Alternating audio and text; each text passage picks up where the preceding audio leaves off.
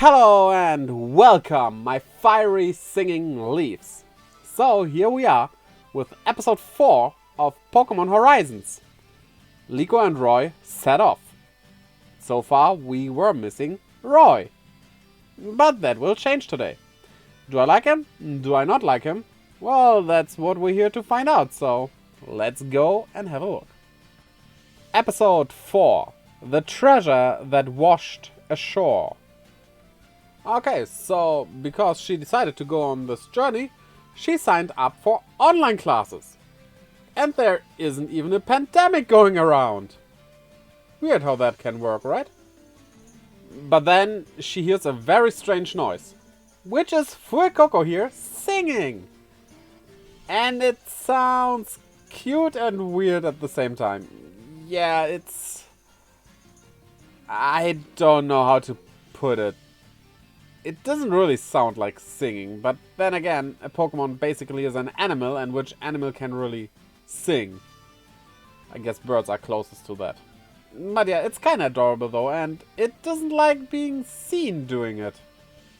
Being heard doesn't matter much, because you cannot know when someone is hearing you, I guess. But yeah, he fell straight into the dirty water.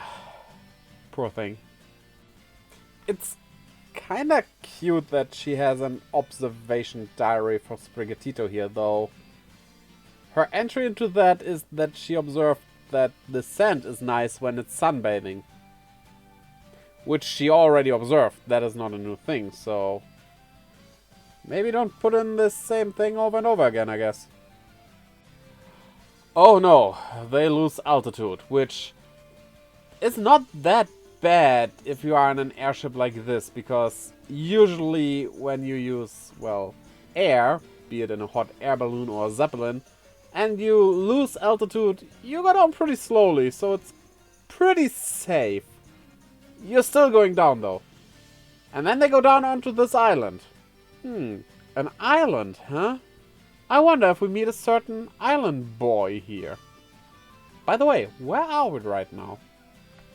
Ah, and then we get to know that's a gas leak. Well, that explains why they were going down slowly and kinda safely. This is not that hard to fix, but gives us time for a little adventure on this island, I guess. If you have the materials for it, which they don't, but this guy, Friede here, just knows a guy on this island. Not even only knows a guy, he looked after him, so they have a history. I can't wait to find more about that. That sounds interesting. Spoiler, we don't get to find out anything about their relation, so well.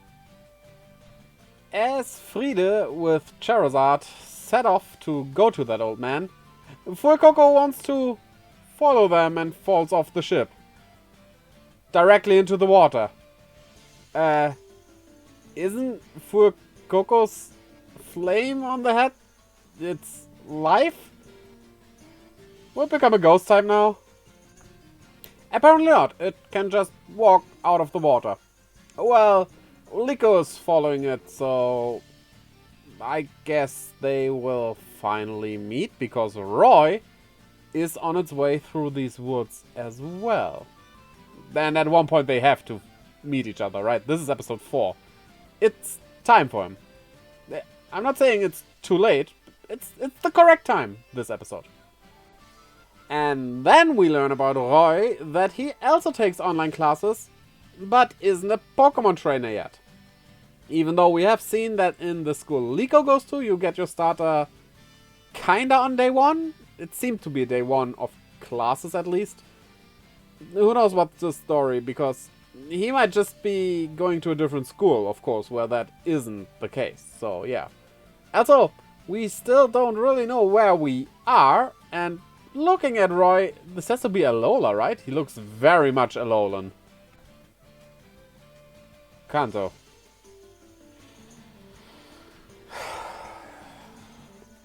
I don't want to complain about Kanto again, because it's just what it is. We have to accept that. But the way he looks, honestly, totally looking like a little brother to Kiawe or something. With a tan skin. He lives on an island. Granted, Kanto does have islands as well. Sure. But he could have not been Cantonian, right? He looks so much Alolan. Why not make this place Alola? What is wrong with that? It doesn't have to be Alola, of course. I don't mind where he comes from, technically. Just like, it's a typical Alolan look. Granted, living on an island probably gives you this look, even if you're living in, like, Britain. Well, maybe not Britain. They don't know the sun there. But it didn't have to be Kanto again, is all I'm saying here. Oh, look, he has a mysterious Pokeball. The last time we had a mysterious Pokeball in the Pokemon anime, nothing came of it.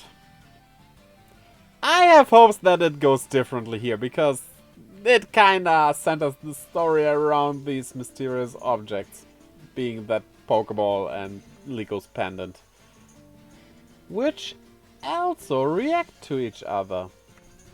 And then, after he saw that his secret base was ransacked by something, he hears a weird noise, which turns out to be Fuecoco singing. So he goes up to it.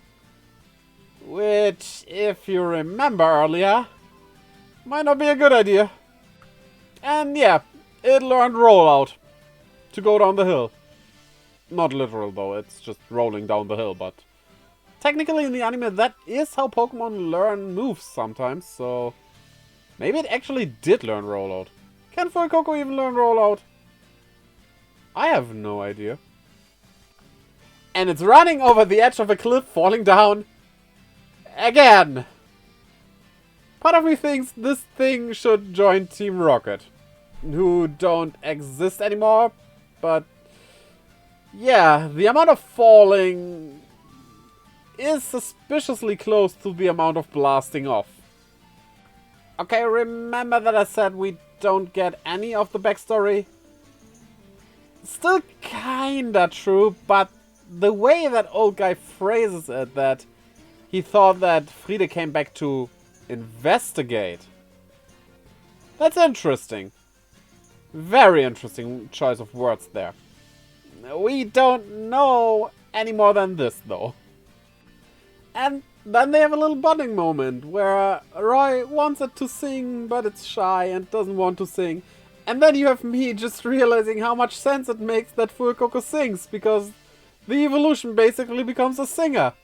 How did I not put that together until now? Guess I'm dumb. Oh yeah, meanwhile, Lico's chased by a bunch of random Pokemon who are angry at her for some reason. So Roy wants to go on and see a lot of Pokemon he has never seen before. Taken from this episode, he lived his whole life on this island that has a limited pool of Pokemon available, so he will very quickly fulfill this dream.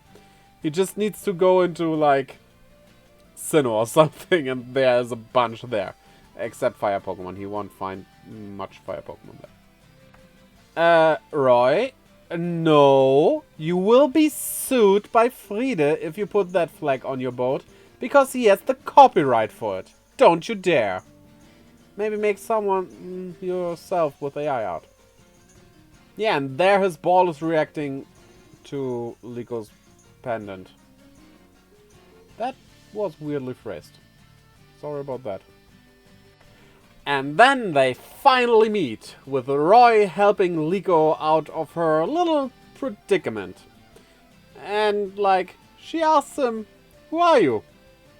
Well, he will be your co-main character? That a way to put it? So, get used to him. I hope you like him. At least a bit. And while running away, she again wonders who he is. Like, Lico, you know that there are people on this island. He's a boy living here. What's so weird about that? Who wouldn't go into a forest if it's right on your front lawn. Wait, that does not make any sense. If the Pokeball does not open, that doesn't mean it's empty. That means it's broken.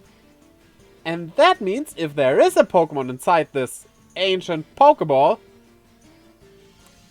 you sure need to hope that it's a ghost type, because else, well, don't take it out. That's too much for young children like you.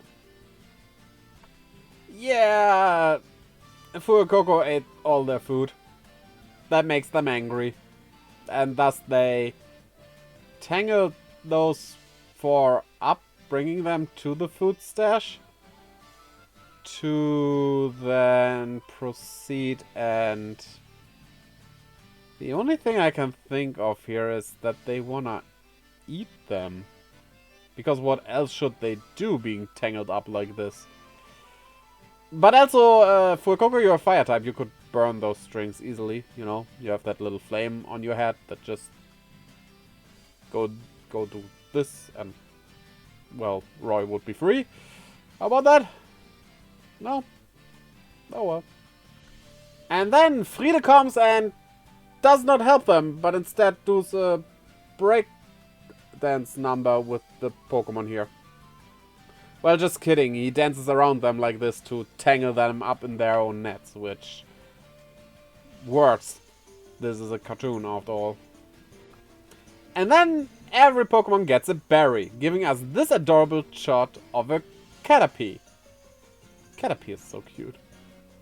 And to end the episode, they collect a bunch of berries for the Pokemon that were stolen from.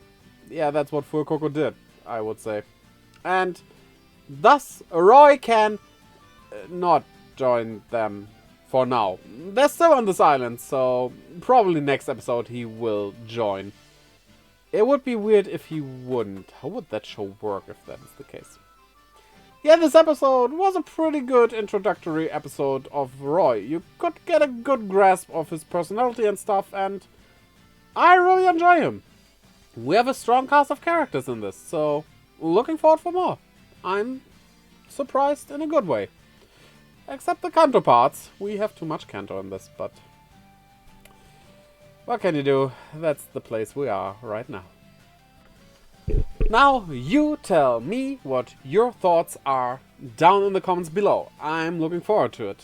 What do you think about this episode? Tell me. And don't forget to tangle up the like and subscribe button, as well as that little bell, to keep updated whenever I upload a new video for you. And check out the links down in the description below, leading to my Twitter, Instagram and Discord, where I post stuff, my Humble Bundle affiliate link, my merch store, as well as my Twitch, where I livestream every Friday, Saturday, Sunday and Monday. I hope to see you over there as well, and until next time, bye!